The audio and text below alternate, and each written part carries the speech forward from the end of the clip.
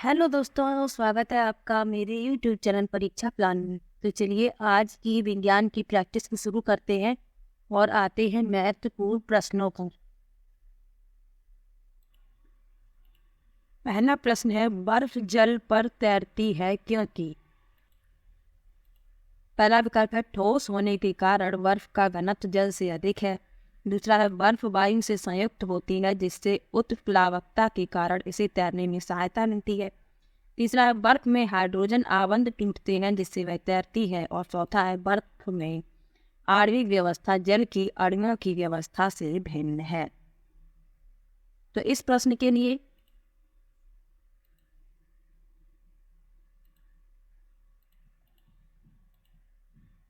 बर्फ में आणविक व्यवस्था जल की अणुओं की व्यवस्था से भिन्न है, केवल डी सही है। चौथा विकल्प इसका सही है। अगला प्रश्न है, अभिकथन दिया गया है कॉपर एवं एल्युमिनियम के तार प्रायः विद्युत के संचरण में प्रयुक्त होते हैं। कारण दिया गया है कॉपर एवं एल्युमिनियम सुचालक हैं और उनकी प्रतिरोधकता उच्च है। तो इसमें बताना है, तो इसमें अभिकथन तो सत्य है परंतु कारण असत्य है। तीसरा विकल्प इसका सही होगा। अगला प्रश्न है, ऊंचाइयों पर कम तापमान पर जल के उबलने का क्या कारण है? पहला विकल्प है ऊंचाइयों पर वायुमंडलीय दाब में वृद्धि होती है जिससे जल का क्वथनांक निम्न हो जाता है। दूसरा विकल्प है ऊंचाइयों पर वायुमंडलीय दाब में ह्रास होता है जिससे जल का क्वथनांक निम्न हो जाता है। तीसरा है ऊंचाइयों पर जल गर्म करने के लिए वांछित ऊर्जा में वृद्धि होती है जिससे जल का क्वथनांक निम्न हो जाता है। और चौथा है ऊंचाइयों पर कम तापमान होने के कारण जल उबालने के लिए वांछित ऊर्जा उच्च होती है जिससे जल का क्वथनांक निम्न हो जाता है। तो इस प्रश्न के लिए दूसरा विकल्प सही है, ऊंचाइयों पर वायुमंडलीय दाब में ह्रास होता है जिससे जल का क्वथनांक निम्न हो जाता है। दूसरा विकल्प सही है।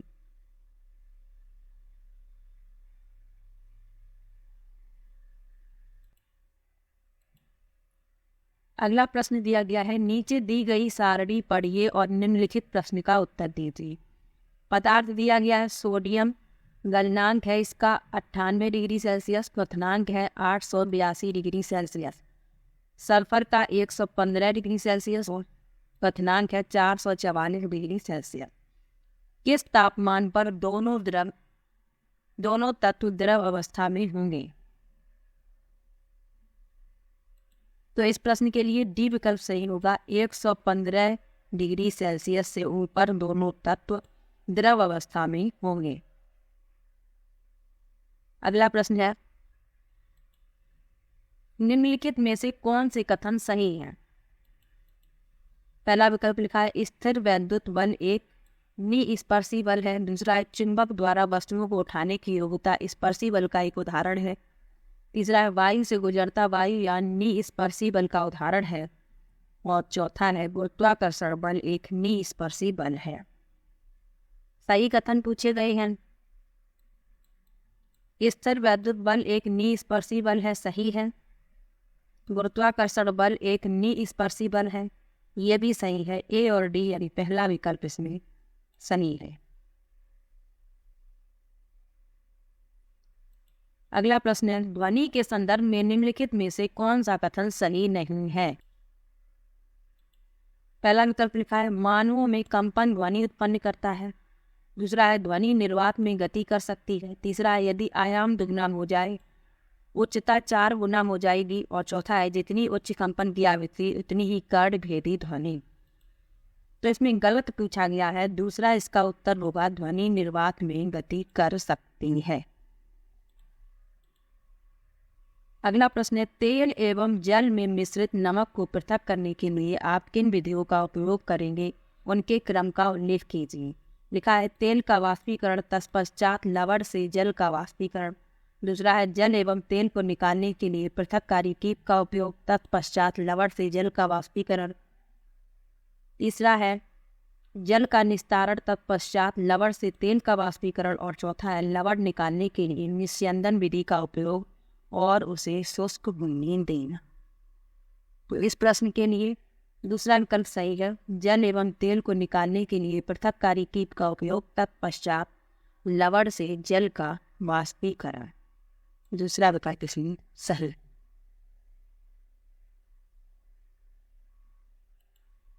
निम्नलिखित अभिक्रियाओं के समुच्चय पर विचार कीजिए। उपरोक्त अभिक्रियाओं के समुच्चय से आप क्या निष्कर्ष निकाल सकते हैं? पहला है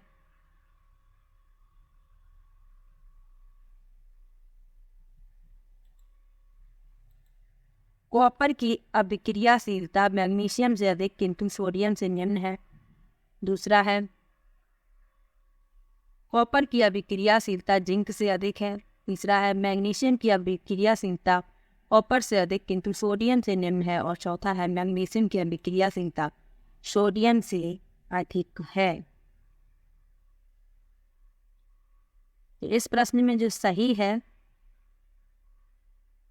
वह है तीसरा विकल्प, मैग्नीशियम की क्रियाशीलता कॉपर से अधिक किंतु सोडियम से निम्न है।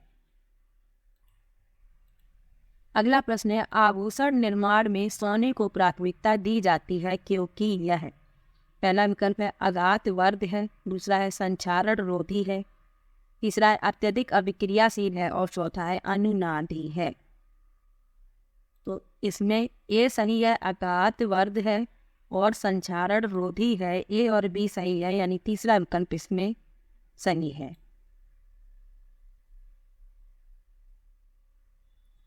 अगला प्रश्न है निम्नलिखित में से किस समुच्चय में केवल भौतिक परिवर्तन समाविष्ट हैं? पहला विकल्प है लोहे को जंग लगना, आइसक्रीम का पिघलना, मोम का जमना।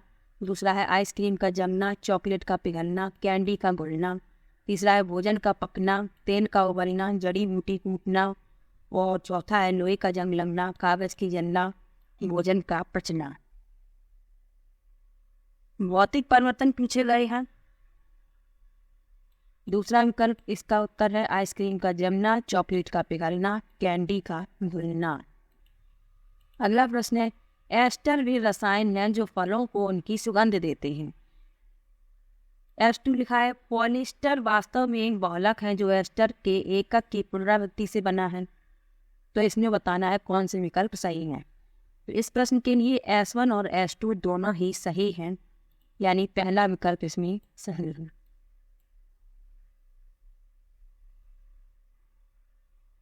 अगला प्रश्न है निम्नलिखित को उनके उपयोगों से सुमेलित कीजिए। मिलान करना है तो चलिए करते हैं। पैराफिन वर्ण, इसको मिलाएंगे बी से यानी मरहम। बिटुमेन, इसको पेंट से मिलाएंगे। सुपर फास्फेट उर्वरक है ये। 2,4D खरपतवार नाशी, इसको तीसरे से मिलाएंगे। इस क्रम में ए का दूसरा, बी का पहला, सी का चौथा और डी का तीसरा, पहला विकल्प इसमें सही है।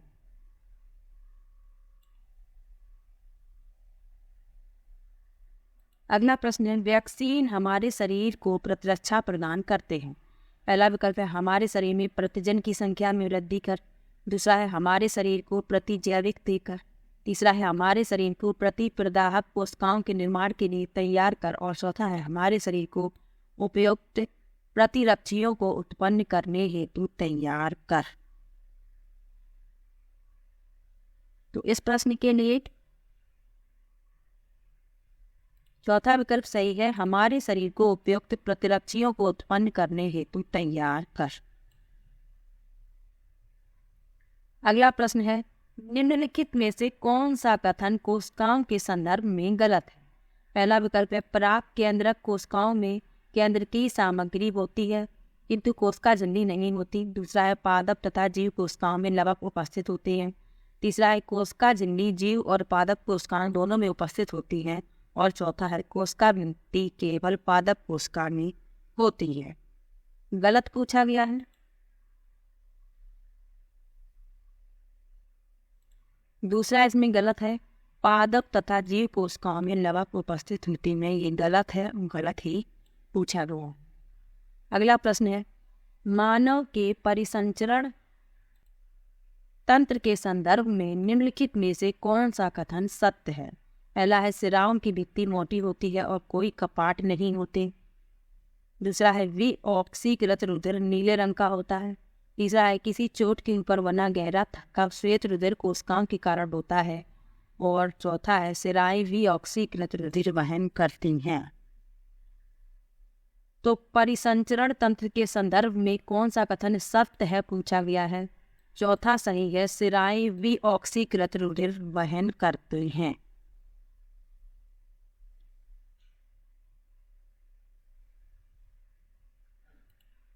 सारणी का अध्ययन कीजिए एवं ए, बी, सी और डी पहचानें।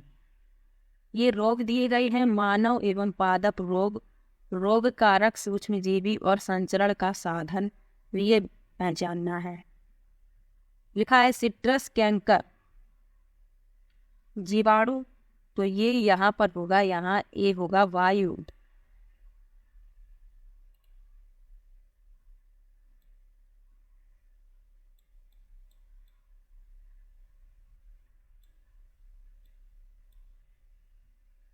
हेपेटाइटिस बी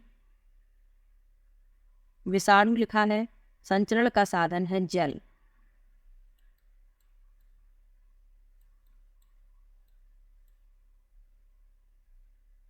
मलेरिया प्रोटोजोआ से फैलता है और संचरण का साधन क्या है? मच्छर।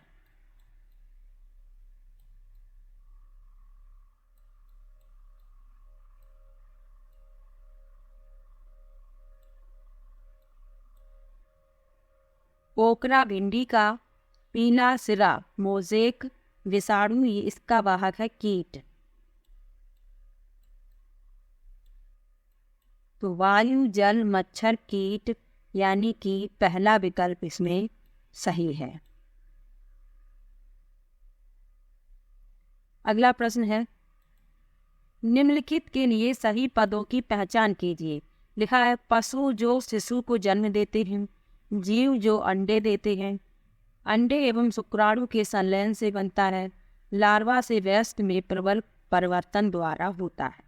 ए, बी, सी और डी क्रमशः हैं।